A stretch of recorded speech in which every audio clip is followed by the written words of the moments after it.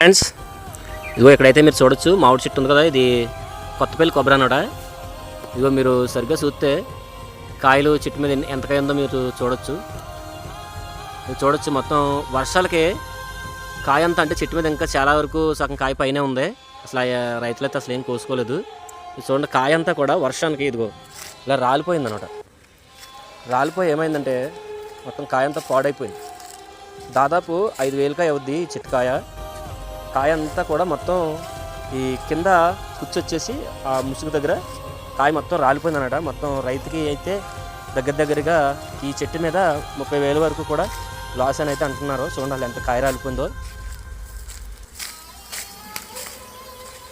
చూడండి మొత్తం కాయ అంతా కూడా రాలిపోయింది. దేనివల్ల లేదంటే వర్షాల వల్ల ఆ ముసుగు ఆ లూజ్ వదిలేసి మొత్తం కాయ అంతా అయితే రాలిపోయింది.